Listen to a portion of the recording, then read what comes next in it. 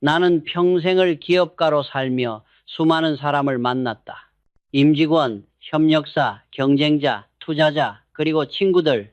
그 가운데 끝까지 남은 사람은 많지 않았다. 그 사실을 깨닫는 데에는 오랜 시간이 걸리지 않았다. 사람은 성공보다 관계에서 먼저 무너진다. 나는 스스로에게 자주 물었다. 왜 내 인간관계는 비슷한 방식으로 반복되는가?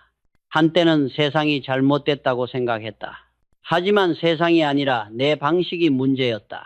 어린 시절에 배운 애착의 습관, 신뢰를 주는 법과 의심하는 법이 그대로 성인이 된 나를 지배하고 있었다. 심리학자들은 그것을 애착이라 부른다. 나는 그것을 습관화된 감정의 경로라 부른다. 사람은 누구나 자신을 안다고 착각한다. 나는 나를 제일 잘 알아. 그러나 그 말만큼 허황된 것이 없다. 사람은 자신을 절대 객관적으로 볼 수 없다. 내가 나를 보는 시선, 타인이 나를 보는 시선, 그 둘의 평균이 진짜 나다. 나는 그것을 늦게 깨달았다. 결국 인간관계란 나를 비추는 거울이다. 내가 어떤 사람을 곁에 두느냐가 내 인생의 품격을 결정한다. 내 주위가 불평과 원망으로 가득하다면 그건 내 안의 그림자를 비추는 결과다. 나는 언제나 말했다. 사람이 기업이고 기업이 사람이다. 기업의 수준은 결국 그 안의 인간관계로 결정된다. 신뢰 없는 조직은 수익으로 포장되어도 오래가지 못한다. 가정도, 우정도, 인생도 마찬가지다. 젊을 때의 사랑은 불타오른다. 그러나 중년 이후엔 사랑보다 우정이 더 깊어진다. 사랑이 독점이라면 우정은 확장이다. 사랑이 감정의 절정이라면 우정은 인생의 균형이다. 나는 나이가 들수록 깨달았다. 사람의 성숙은 돈의 크기가 아니라 우정을 유지하는 힘으로 드러난다. 그래서 나는 사람을 잃을 때마다 성공의 한 조각을 잃었다고 생각했다. 인간관계의 실패는 단순한 감정의 문제가 아니다. 그건 곧 나의 한계를 드러내는 경고였다. 사람이 떠날 때마다 나는 내 태도를 돌아봤다. 그때마다 배운 것은 단 하나였다. 진정한 관계는 노력보다 진심으로 유지된다는 것. 이제 나는 이렇게 정의한다. 좋은 관계란 서로를 거울 삼아 자신을 더 맑게 만드는 과정이다. 우정은 그 거울을 닦는 일이다. 사람을 잃지 않으려면 먼저 자신을 다스려야 한다. 감정이 아니라 원칙으로, 감정의 온도보다 진심의 일관성으로 관계를 지켜야 한다. 이제 나는 당신에게 묻고 싶다. 당신 곁에 있는 사람들은 누구인가? 그들은 당신을 맑게 비추는가? 아니면 흐리게 만드는가? 중년이란 사람을 고르는 시기다. 새로운 친구를 찾기보다 내 안의 관계 습관을 다시 배우는 시기다. 이제부터 그 이야기를 하려 한다. 나는 어느 날 문득 깨달았다. 사람은 이성으로 살아간다고 믿지만 사실은 감정의 패턴으로 살아간다. 그 패턴은 대부분 어린 시절에 완성된다. 부모가 나를 어떻게 바라보았는가? 세상이 나를 얼마나 안전하게 감싸주었는가? 그 경험이 곧 애착이라는 이름으로 평생을 지배한다. 애착은 단순히 사랑의 문제가 아니다. 그것은 신뢰의 근육이다. 이 근육이 건강하면 세상과 사람을 믿을 수 있다. 그러나 어린 시절 누군가에게 배신당했거나 부모에게서 안정감을 얻지 못한 사람은 성인이 되어도 본능적으로 거리를 둔다. 사랑받고 싶으면서도 가까워지면 불안하다. 이것이 바로 불안정한 애착이다. 나는 수많은 인재를 만나면서 이 차이를 똑똑히 보았다. 뛰어난 능력을 가졌어도 관계의 벽 앞에서 무너지는 사람들, 조직에서 충성을 다하지만 작은 오해 하나에도 마음을 닫는 사람들, 그들은 어릴 때 배운 감정의 언어를 아직 바꾸지 못한 것이다. 나는 이런 사람들에게 말했다. 인간관계는 머리로 배우는 것이 아니라 마음의 회복으로 완성되는 것이다. 불안정한 애착을 가진 사람도 새로운 경험으로 안정된 애착을 학습할 수 있다. 누군가 나를 끝까지 믿어주는 경험, 상대의 거짓 없는 관심을 받는 순간, 내 안에 낡은 감정 회로가 조금씩 재배선된다. 내 경우를 예로 들자면 사업 초기에 나를 의심하고 배신한 사람도 있었다. 그때 나는 인간에 대한 신뢰를 거의 잃었다. 하지만 어느 날 한 직원이 아무 조건 없이 밤을 새워 회사를 지켜줬다. 그 한 장면이 내 인생의 전환점이었다. 한 번의 진심이 오래된 불신을 이긴다. 그때 나는 깨달았다. 신뢰는 받는 것이 아니라 보여주는 것이라는 사실을. 우리가 중년에 이르러 인간관계를 다시 배우는 이유는 젊은 시절보다 감정의 깊이가 달라졌기 때문이다. 이제는 효율이 아니라 의미를 찾는다. 관계는 거래가 아니라 회복의 과정이 된다. 결국 중요한 건 완벽한 사람을 만나는 것이 아니라 불완전한 나를 있는 그대로 드러낼 수 있는 사람을 만나는 것이다. 누군가를 신뢰한다는 것은 그에게 내 불안을 맡긴다는 뜻이다. 그는 나의 거울이자 내 마음을 다시 훈련시키는 코치다. 어릴 적의 상처를 탓하기보다 이제는 새로운 애착을 선택할 수 있는 나이가 되었다. 그 선택이 바로 성숙이다. 관계는 선천이 아니라 후천이다. 습관은 바뀔 수 있고 신뢰는 다시 자랄 수 있다. 이것이 내가 배운 가장 인간적인 경영 철학이다. 사람은 결국 사람에게서 치유된다. 나는 인생을 되돌아보며 이런 결론에 이르렀다. 사람은 어릴 적 받은 사랑의 방식으로 사랑하고 어릴 적 받은 상처의 방식으로 상처 준다. 유년기의 기억은 단순한 추억이 아니다. 그건 감정의 설계도다. 부모가 나를 대하던 태도, 칭찬받던 순간, 무시당하던 표정 하나가 모두 내 감정의 지도를 그린다. 그 지도는 눈에 보이지 않지만 성인이 되어도 여전히 내 안에서 방향을 정한다. 나는 수많은 사람을 관찰하며 보았다. 어릴 적 부모에게 무시당했던 사람은 타인의 시선을 병적으로 의식한다. 어릴 적 사랑을 잃을까 두려웠던 사람은 성인이 되어도 관계에서 불안을 느낀다. 누군가 다가오면 반갑지만 너무 가까워지면 본능적으로 피한다. 그는 사랑을 원하지만 동시에 사랑이 두렵다. 이 모순이 관계를 혼란스럽게 만든다. 내가 기업을 경영할 때 가장 어려운 일은 전략이 아니라 사람을 이해하는 일이었다. 일을 못하는 사람은 가르치면 된다.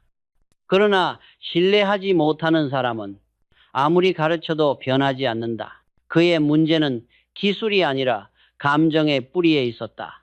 그 뿌리는 대부분 가정에서 형성된 감정의 기억이다. 나는 그들에게 이렇게 말했다. 당신이 부모를 원망할 시간에 당신의 감정 습관을 점검하라. 부모가 잘못했더라도 그 습관을 끊지 않으면 결국 그 방식으로 또 다른 관계를 망치게 된다. 사람은 자신이 경험한 방식으로만 다른 사람을 대하기 때문이다. 나도 예외가 아니었다. 젊은 시절 나는 사람을 쉽게 믿지 못했다. 늘 마음 한켠엔 의심이 있었다. 이 사람은 나를 이용하지 않을까? 언젠가는 떠나지 않을까? 그러던 어느 날 나는 깨달았다. 내가 세상을 의심한 것이 아니라 세상보다 먼저 나 자신을 믿지 못하고 있었다는 것. 그 깨달음이 내 인간관계를 완전히 바꾸었다. 인간은 누구나 결핍을 가지고 태어난다. 중요한 것은 그 결핍을 변명으로 삼느냐, 교훈으로 삼느냐이다. 나는 후자를 택했다. 과거는 되돌릴 수 없지만 그 기억을 다시 해석할 수는 있다. 그 순간 상처는 힘이 된다. 그리고 그 힘이 다시 인간관계를 치유한다. 결국 인생이란 어릴 적 받은 상처를 평생에 걸쳐 치유해가는 여정이다. 어떤 이는 그 상처에 갇혀 살고 어떤 이는 그 상처 위에 다리를 놓는다. 나는 두 번째 길을 선택했다. 그 다리가 곧 신뢰이고 그 위를 함께 걸을 때 우리는 비로소 사람이 된다. 사람은 흔히 이렇게 말한다. 나는 원래 이런 사람이야. 그러나 나는 평생을 살며 깨달았다. 원래 그런 사람은 없다. 단지 그렇게 길들여진 사람만 있을 뿐이다. 우리는 과거의 습관으로 현재를 살고 현재의 선택으로 미래를 만든다. 그러니 과거는 이유일 뿐 운명이 아니다. 나는 이 사실을 깨닫는 순간 인간관계의 주도권이 내게로 돌아왔음을 느꼈다. 누군가는 불안정한 애착으로 평생을 힘들어한다. 사랑받고 싶으면서도 사랑을 피하고 믿고 싶으면서도 끝내 의심한다. 그러나 관계란 주어진 감정이 아니라 매일 다시 선택되는 태도다. 한 사람을 믿겠다고 결정하는 순간 그 결정이 내 감정의 패턴을 다시 쓴다. 나는 젊은 시절 사람이 변하지 않는다고 믿었다. 그러나 세월이 흘러보니 변하지 않는 사람은 없는 것이 아니라 변하려는 용기가 없는 사람만 있었다. 용기란 거창한 게 아니다. 이번에는 다르게 해보자. 이 단순한 한마디가 과거의 감정 습관을 끊는 첫 도끼질이다. 나는 회사를 운영하며 수많은 사람의 변화를 목격했다. 냉소적이던 직원이 신뢰를 배우고 무책임하던 이가 책임을 배운다. 그 변화를 만든 건 훈련이 아니라 경험과 진심의 반복이었다. 사람은 따뜻함을 경험하면 언젠가 그 온도를 담는다. 냉정했던 나도 진심으로 나를 믿어준 이들을 만나며 조금씩 변했다. 결국 사람은 관계를 통해 다시 태어난다. 나는 이렇게 생각한다. 관계는 타인을 바꾸는 일이 아니라 내 안의 습관을 새로 쓰는 일이다. 누군가를 미워하는 데 쓰던 에너지를 이해하려는 의지로 바꾸면 그 순간부터 인간관계는 다른 차원으로 올라선다. 그것이 내가 배운 감정 경영의 첫 법칙이었다. 사람은 누구나 상처받을 권리가 있다. 그러나 상처 속에 머물 권리는 없다. 관계가 어렵다고 해서 도망치지 말라. 도망은 순간의 편안함을 주지만 결국 또 다른 형태로 돌아온다. 나는 도망 대신 직면을 택했다. 직면은 고통스럽지만 그 고통이 사람을 단단하게 만든다. 지금도 나는 사람을 만나면 그의 눈빛을 본다. 그 눈에 과거가 보이기도 하고 미래가 보이기도 한다. 그러나 중요한 건 그가 무엇을 배워왔는가 보다. 이제 무엇을 다시 배우려 하는가다. 그것이 인생의 진짜 분기점이다. 결국 인간관계는 배운 대로 사는 것이 아니라 다시 배우며 살아가는 것이다. 과거가 당신을 만들었지만 당신은 여전히 그 과거를 고칠 수 있다. 그리고 그 변화의 증거가 바로 한 사람과의 관계다. 나는 그 한 사람으로부터 수많은 세상을 다시 배웠다.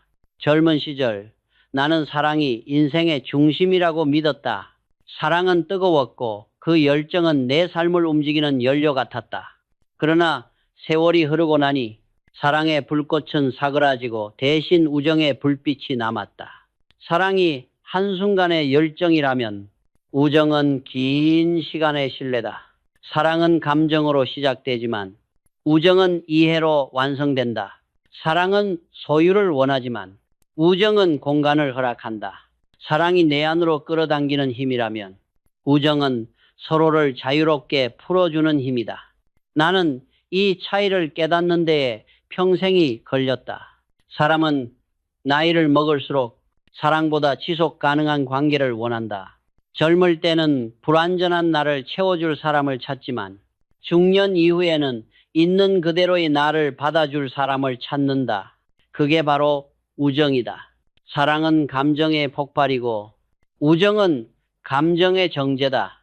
사랑은 가슴을 흔들지만 우정은 마음을 단단하게 한다. 나는 경영을 하면서도 느꼈다. 조직이란 결국 사랑이 아니라 우정으로 유지된다는 것을 서로에게 기대고 신뢰하며 말없이 지켜주는 힘. 이것이 회사를 지탱하는 진짜 동력이다. 사랑이 한 사람을 행복하게 한다면 우정은 여러 사람을 함께 성장시킨다. 사람들은 종종 말한다. 사랑은 운명이고 우정은 선택이다. 나는 그 반대로 생각한다. 사랑은 감정의 사고이고 우정은 의식의 결정이다. 우정에는 계산이 없다. 하지만 책임이 있다. 이 책임이 관계를 오래가게 만든다. 나는 나이가 들수록 사람을 평가하지 않고 존중하는 습관을 배우려 했다. 그 습관이 쌓이면 우정이 된다. 좋은 친구는 말이 아니라 존중의 기운으로 느껴진다. 그는 내 결점을 보면서도 그것을 드러내지 않는다. 그 침묵이 곧 신뢰다. 사랑이 나를 뜨겁게 만들었다면 우정은 나를 안정시켰다. 젊은 시절의 사랑은 나를 성장시켰지만 중년의 우정은 나를 지탱시켰다. 사랑은 감정의 절정이지만 우정은 인생의 평형이다. 나는 이제 이렇게 말하고 싶다. 사람이 남긴 최고의 유산은 돈이 아니라 그가 지켜온 우정의 역사다. 사람은 결국 누구와 함께 웃었는가로 기억된다. 그 웃음 뒤에는 신뢰가 있고 그 신뢰 뒤에는 세월이 있다. 우정은 시간을 이기는 유일한 감정이다. 사랑은 불이지만 우정은 등불이다. 불은 타오르다 꺼지지만 등불은 꺼지지 않고 길을 비춘다. 나는 이제 사랑보다 우정을 더 귀하게 여긴다. 사랑은 나를 움직였지만 우정은 나를 지켜주었다. 그리고 인생이란 결국 움직이는 것보다 지켜내는 일이 더 어렵다는 것을 세월이 내게 가르쳐 주었다. 세월이 흐를수록 우리는 새로운 사람을 만나기보다 이미 지나간 사람을 떠올리게 된다. 그 가운데 몇몇 이름은 마음속에서 여전히 따뜻하다. 이들은 내 인생의 일부였고 때로는 나보다 나를 더 잘 아는 존재였다. 나는 이들을 슈퍼 친구, 슈퍼 프렌드라 부른다. 슈퍼 친구란 단순히 오랜 인연이 아니다. 그는 내가 힘들 때도 성공했을 때도 변하지 않은 시선으로 나를 바라봐준 사람이다. 그는 내 약점을 비밀로 지켜주고 내 성공을 질투하지 않는 사람이다. 그런 친구는 많지 않다. 인생을 통틀어 서너 명이면 많다. 나는 젊은 시절 새로운 인맥을 만드는 데 집중했다. 그러나 어느 순간 깨달았다. 인생을 단단하게 만드는 것은 새로운 인맥이 아니라 잊지 않은 오래된 인연이라는 사실을. 새로운 사람은 가능성을 주지만 오래된 친구는 뿌리를 준다. 사람은 가능성으로 앞을 나아가지만 뿌리로부터 다시 일어선다. 나는 한번 인연을 맺으면 쉽게 끊지 않았다. 왜냐하면 사람은 바뀌어도 그 사람의 진심의 기억은 남기 때문이다. 어떤 이는 나를 떠났지만 그때 주고받은 따뜻한 한마디가 지금의 나를 지탱하는 힘이 되기도 했다. 그것이 관계의 힘이다. 나는 말한다. 좋은 친구는 나를 다시 사람으로 만들어주는 존재다. 그들은 나의 거울이자 증인이다. 사업의 실패보다 친구의 믿음을 잃는 것이 더 큰 패배였다. 돈으로는 세상을 사지만 우정으로는 시간을 산다. 세월이 흘러도 변치 않는 신뢰만큼 귀한 자산은 없다. 슈퍼 친구를 다시 찾는 일은 부끄러운 일이 아니다. 그건 성숙의 증거다. 용기 내어 먼저 연락하라. 한 통의 전화, 한 줄의 메시지가 잊힌 인연에 다시 생명을 불어넣는다. 오랜만이다. 그때 고마웠다는 말을 이제야 한다. 이 한마디가 관계의 먼지를 털어낸다. 우정은 연락으로 유지되는 것이 아니라 기억으로 이어지는 것이다. 나는 늘 사람들에게 말한다. 먼저 연락하라. 기다리지 말라. 좋은 친구는 나를 먼저 찾지 않는다. 왜냐하면 그도 나처럼 망설이고 있기 때문이다. 인생의 후반부는 기다리는 시간이 아니라 되찾는 시간이다. 과거의 인연을 되찾는 일은 사람을 되찾는 것이 아니라 나의 진심을 되찾는 일이다. 그 친구가 나의 과거를 알고도 여전히 내 곁에 있다면 그는 내 인생의 일부가 아니라 나의 역사다. 그 역사를 잃지 말라. 세상은 변하지만 진심의 기록은 결코 변하지 않는다. 내 인생에서 가장 중요한 순간은 언제나 위기였다. 그리고 그때마다 누가 내 곁에 있었는가가 그 위기의 크기보다 더 큰 의미를 남겼다. 돈, 명예, 전략보다 중요한 것은 사람 한 명이었다. 사람은 평온할 때 진심을 숨기지만 위기 앞에서는 본색이 드러난다. 누가 내 옆에 남는지, 누가 등을 돌리는지를 보면 그의 본질을 알 수 있다. 나는 그때마다 한 가지 진실을 깨달았다. 진짜 친구는 위기 속에서만 드러난다. 나는 그런 친구를 삽친구, shovel friend라 부른다. 새벽 2시에 전화를 걸어도 묻지도 따지지도 않고 나오는 사람.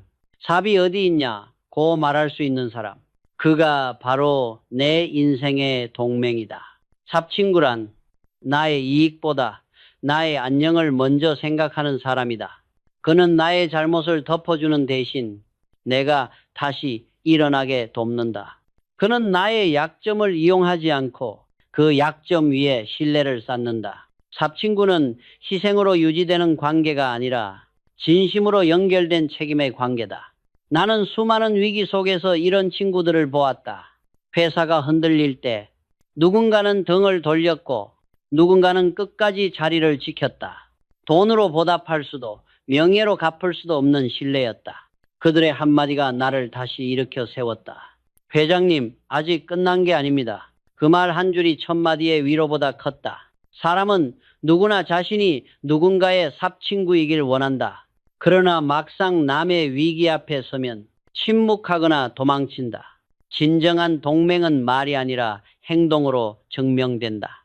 그는 필요할 때 나타나고 위기가 지나면 조용히 물러난다. 그는 인정받지 않아도 그 자리에 있다는 사실만으로 충분하다. 삽친구는 많을 필요가 없다. 한 사람이면 족하다. 그 한 사람이 평생의 등불이 된다. 그러나 기억해야 한다. 그런 친구를 갖기 위해서는 내가 먼저 그런 사람이 되어야 한다. 누군가의 위기 앞에서 두려움보다 진심이 앞서는 사람, 그런 사람만이 진짜 우정을 얻는다. 나는 기업을 세우며 배웠다. 성공의 90%는 전략이 아니라 사람이다. 위기 속에서 옆에 있는 사람의 얼굴이 그 기업의 미래였다. 삽친구가 한 명이라도 있는 조직은 무너지지 않는다. 그들은 계약으로 묶인 인연이 아니라 의리로 연결된 동맹이다. 삽친구는 단순한 인간관계가 아니다. 그는 인생의 도덕적 나침반이다. 그가 있으면 내가 잘못된 길로 가지 않는다. 그의 한마디가 나의 판단을 바로잡는다. 그런 친구는 많지 않다. 그러나 인생은 단 한 명의 그런 사람으로 충분하다. 나는 오늘도 묻는다. 당신은 누군가의 새벽 2시 전화에 주저없이 나갈 수 있는가? 그 질문에 예라고 답할 수 있다면 당신은 이미 누군가의 축복이다. 나는 평생을 변화라는 단어와 싸우며 살아왔다. 기업이 성장한다는 것은 결국 변화의 속도를 이기는 일이다. 그런데 어느 순간 나는 깨달았다. 세상을 바꾸는 힘은 더 이상 경험에서 나오지 않는다. 이제는 감각과 속도, 그리고 그 감각을 두려워하지 않는 젊은 세대에게서 나온다. 많은 중년들은 이렇게 말한다. 요즘 세대는 우리를 이해하지 못한다. 그러나 나는 정반대로 생각했다. 우리가 그들을 이해하려 하지 않았다. 젊은 세대는 무례한 것이 아니라 솔직하다. 그들은 질서에 반항하는 것이 아니라 낡은 구조의 질문을 던지는 것이다. 나는 그 질문에서 오히려 새로운 길을 보았다. 젊은 세대는 정보의 바다에서 태어난 사람들이다. 그들에게 세상은 이미 연결되어 있고 배움은 교실이 아니라 검색창에서 시작된다. 그 속도를 따라잡지 못하면 지식은 금세 낡아버린다. 그래서 나는 그들을 새로운 시대의 해석자라 부른다. 나는 어느 날 젊은 직원 한 명에게서 인생의 큰 교훈을 얻었다. 그는 회의 중 나에게 말했다. 회장님, 지금 세상은 완벽보다 업데이트가 더 중요합니다. 그 한마디가 내 머리를 세게 울렸다. 나는 완벽을 추구했지만 그는 지속적인 수정을 추구하고 있었다. 이것이 바로 세대의 차이이자 동시에 배움의 기회였다. 중년이 젊은 세대를 만나야 하는 이유는 단순하다. 그들은 우리가 잃어버린 감각을 가지고 있기 때문이다. 우리는 경험이 많지만 그들은 방향이 빠르다. 우리는 체계적이지만 그들은 유연하다. 이 둘이 만나야 세상이 완성된다. 나는 젊은 사람들을 두려워하지 않았다. 그들을 경쟁자가 아니라 교사로 보았다. 그들의 언어, 그들의 시선, 그들의 일하는 방식에서 나는 오래된 사고의 틀을 부수는 법을 배웠다. 경험은 나를 단단하게 만들었지만 그들의 속도는 나를 다시 젊게 만들었다. 젊은 세대와의 관계는 존중 위에 세워져야 한다. 가르치려 하지 말고 묻고 들어라. 그들에게 필요한 것은 지시가 아니라 대화의 문이다. 나는 언제나 이렇게 말했다. 리더란 젊은 세대의 언어를 배울 준비가 된 사람이다. 세상은 더 이상 연공 서열이 통하는 시대가 아니다. 이제는 공감 서열의 시대다. 공감하는 자가 영향력을 갖는다. 따라서 중년이 젊은 세대와 함께 하려면 자존심이 아니라 호기심으로 다가가야 한다. 호기심이 닫히는 순간 인생의 성장은 멈춘다. 나는 오늘도 배운다. 신기술을 배우고 새로운 사고를 익힌다. 그 과정에서 느낀다. 젊은 세대를 이해한다는 것은 결국 내 젊은 시절의 열정을 되찾는 일이라는 것을, 그들과의 대화는 나를 늙게 하지 않는다. 오히려 내 사고를 다시 살아있게 만든다. 젊은 세대는 미래가 아니다. 그들은 현재를 재구성하는 주체다. 그들과 함께할 때 나의 경험은 지혜로 변하고 그들의 속도는 방향을 얻는다. 이것이 세대의 충돌이 아닌 세대의 연합이 만들어내는 진짜 진보다. 나는 평생 사람을 믿으며 살았고 그만큼 많은 배신을 경험했다. 그리고 그 경험을 통해 알게 되었다. 모든 사람을 품을 수는 없다는 것. 신뢰는 무한하지 않다. 그릇이 넘치면 관계는 썩는다. 때로는 붙드는 것보다 놓아주는 것이 더 큰 지혜다. 세상에는 두 종류의 사람을 반드시 멀리해야 한다. 나는 그들을 나쁜 사람과 악마형 통제자라 부른다. 먼저, 나쁜 사람은 이익으로 관계를 정의하는 사람이다. 그는 상대의 마음보다 계산서를 먼저 본다. 기회가 생기면 이용하고 필요가 끝나면 떠난다. 그의 친절은 투자이며 그의 말은 언제나 목적이 있다.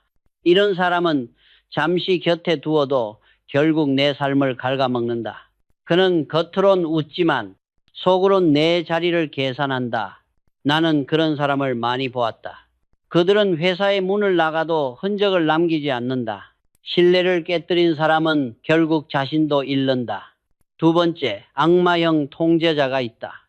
이들은 겉으로는 좋은 자처럼 다가온다. 하지만 실상은 상대의 판단과 감정을 지배하려 한다. 가스라이팅, 그루밍, 정신적 종속. 그들의 무기는 말이 아니라 불안이다. 그들은 상대를 불안하게 만들어서 자신 없이는 아무것도 못하게 만든다. 그렇게 상대의 자존을 조금씩 녹여버린다. 나는 젊은 리더들에게 항상 말했다. 조언과 통제는 종이 한 장 차이다. 조언은 상대를 성장시키지만 통제는 상대를 마비시킨다. 악마형 사람들은 늘 선의의 얼굴을 하고 다가온다. 그러나 그 뒤에는 의도가 숨어 있다. 그들은 나를 돕는 척하지만 결국 나의 선택권을 빼앗는다. 이런 사람과의 관계는 늦게 끊을수록 더 깊은 상처를 남긴다.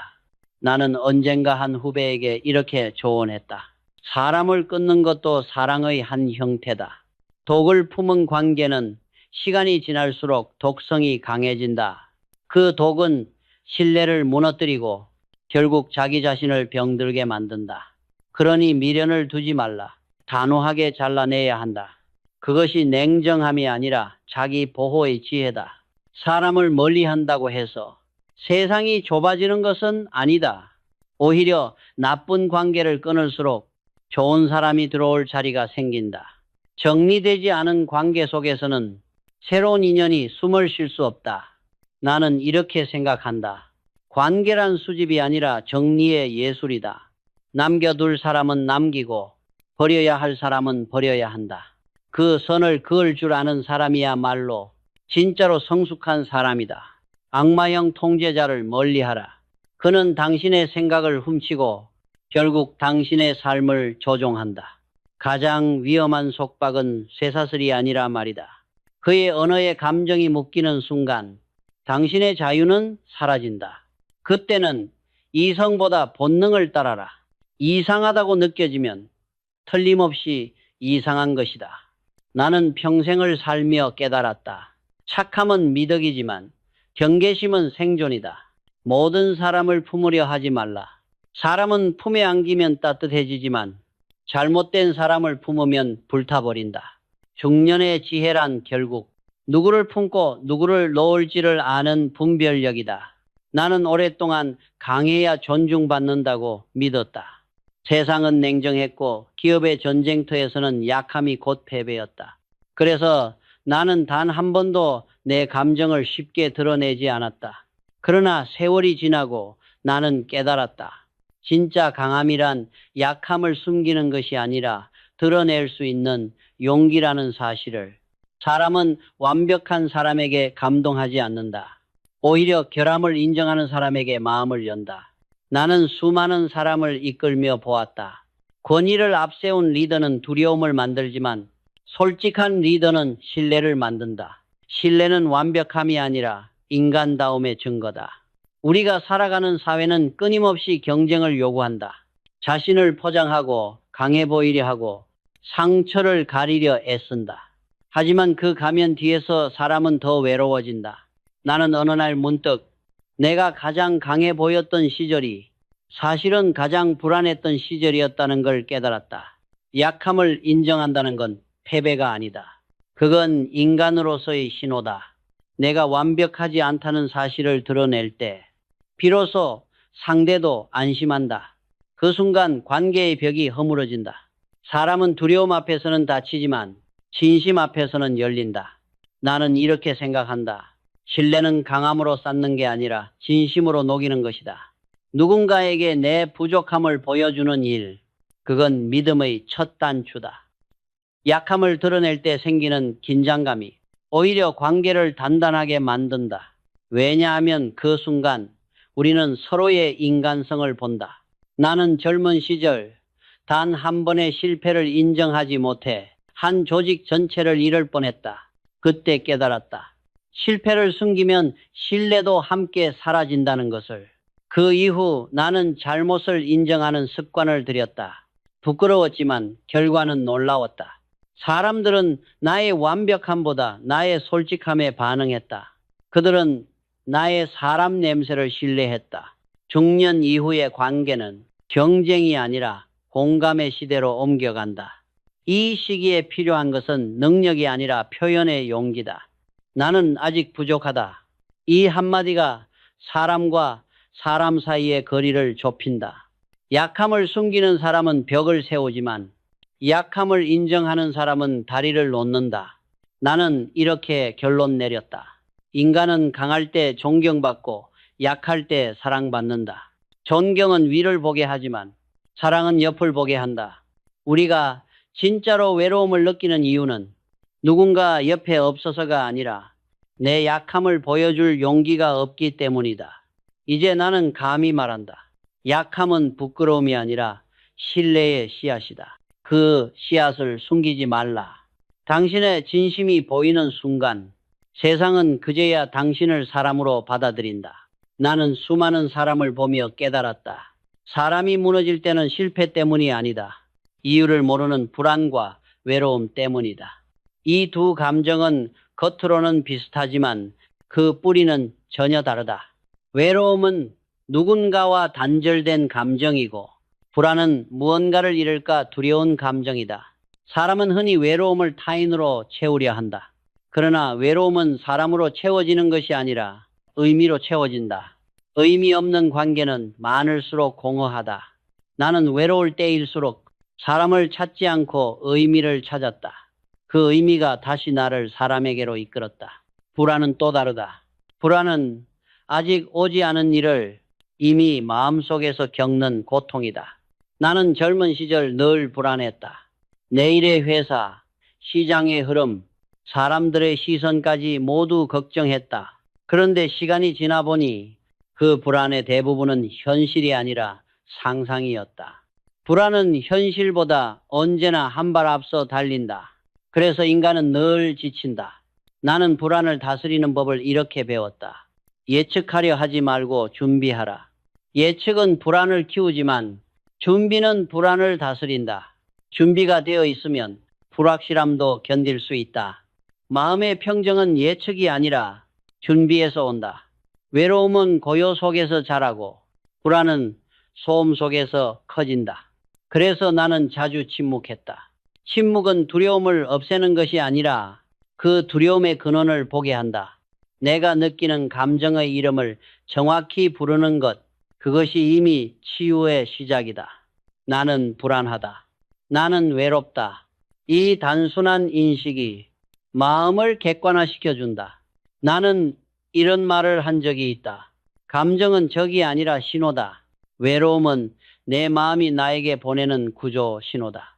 이제는 나 자신과 다시 연결하라. 불안은 또 다른 신호다. 너는 너무 앞서가고 있다. 지금으로 돌아와라. 이 두 신호를 구별할 수 있는 사람만이 진짜 자기 자신을 경영할 수 있다. 사람은 누구나 외롭다. 그러나 외로움을 피하는 사람은 성장하지 못한다. 외로움은 고독을 통해 생각의 깊이를 만들어준다. 반면 불안은 생각을 흐리게 만든다. 그래서 나는 외로움을 사색의 시간으로, 불안을 정리의 신호로 받아들였다. 중년이 되면 이 두 감정이 동시에 찾아온다. 사람이 줄어들고 미래는 불확실해진다. 그때 필요한 것은 도피가 아니라 구분이다. 외로움을 인정하되 불안에 휘둘리지 마라. 외로움은 나를 단단하게 만들고 불안은 나를 점검하게 만든다. 이 둘은 피해야 할 감정이 아니라 내면을 닦는 두 개의 거울이다. 나는 이렇게 말하고 싶다. 불안은 경고이고 외로움은 기회다. 불안을 들여다보면 부족이 보이고 외로움을 마주하면 가능성이 보인다. 이 두 감정을 관리할 줄 아는 사람만이 자기 마음의 주인이 된다. 나는 인생 후반부에 들어서며 한 가지 확실히 깨달았다. 사람은 모두 거절당한 경험으로 성장한다. 우리는 누구나 한 번쯤 관계의 문 앞에서 외면당한다. 그러나 그 거절이 우리를 약하게 만드는 것이 아니라 도리어 더 단단하게 만든다. 거절당했다는 것은 내가 여전히 누군가를 향해 손을 내밀고 있다는 증거이기 때문이다. 젊은 시절 나는 거절을 실패로 여겼다. 누군가 내 제안을 받아들이지 않으면 내 가치가 부정된 것처럼 느꼈다. 그러나 세월이 흘러 깨달았다. 거절은 나를 깎는 손이 아니라 다듬는 손이었다. 그 손길을 통해 나는 오만을 버리고 겸손을 배웠다. 사람은 관계 속에서 수없이 문을 두드린다. 어떤 문은 쉽게 열리고 어떤 문은 단단히 닫혀 있다. 중요한 건 문이 열렸는가가 아니라 닫힌 문 앞에서 내가 어떤 태도를 보이는가이다. 그 앞에서 주저앉으면 상처가 되고 미소를 지으면 경험이 된다. 나는 두 번째를 선택했다.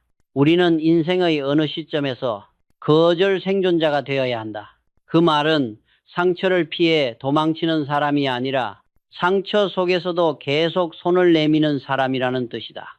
용기란 성공을 확신하는 마음이 아니라 거절을 감수할 수 있는 마음이다. 이 용기가 관계를 다시 설계하게 만든다. 나는 사람들에게 자주 말한다. 거절은 당신이 틀려서가 아니라 상대가 아직 준비되지 않았기 때문이다. 인연의 시계는 각자 다르게 움직인다. 지금 어긋난 인연도 언젠가 맞물릴 수 있다. 그러니 미련을 품되 집착하지 마라. 인연은 붙잡는 것이 아니라 기다리는 것이다. 중년의 관계는 숫자가 아니라 깊이다. 이제는 많은 사람보다 마음을 나눌 수 있는 한두 사람이면 충분하다. 인생의 진정한 관계는 폭이 아니라 밀도에서 온다.